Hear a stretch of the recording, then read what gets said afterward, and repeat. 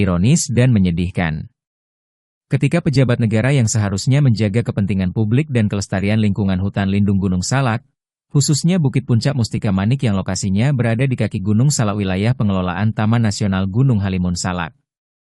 Pamijahan Bogor justru tak berdaya menghadapi tekanan atau kepentingan pengusaha yang mengejar keuntungan pribadi, membangun objek wisata seperti villa, kafe, dan rest area, serta infrastruktur jalan di atas tanah kawasan hutan lindung Gunung Salak yang ditetapkan untuk melindungi sistem penyangga kehidupan, seperti mengatur tata air, mencegah banjir, mengendalikan erosi, dan menjaga kesuburan tanah.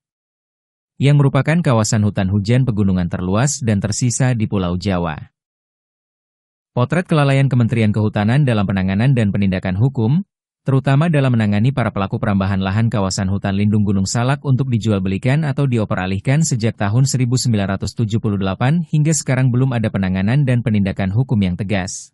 Sehingga berjamur bangunan di atas lahan perbukitan hutan lindung Gunung Salak yang semakin hari semakin meluas alih fungsi kawasan hutan lindung Gunung Salak menjadi hutan beton.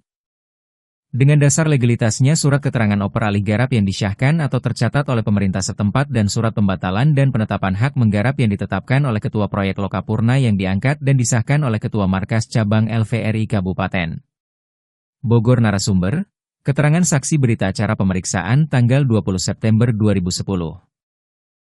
Langkah kolaboratif sangat dibutuhkan, mulai dari Kementerian Kehutanan, Kementerian Lingkungan Hidup Pemerintah Provinsi Jawa Barat, Pemerintah Kabupaten Bogor, aparat penegak hukum, Polri dan Kejaksaan, hingga lembaga anti korupsi.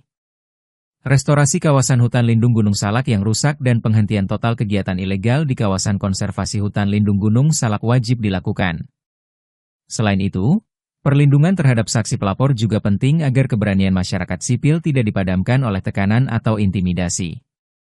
Jika tidak segera diatasi, kerusakan kawasan hutan lindung Gunung Salak tidak hanya akan memperburuk krisis lingkungan, tetapi juga menjadi presiden buruk bahwa hukum bisa dikalahkan oleh kekuasaan dan kepentingan ekonomi segelintir pihak.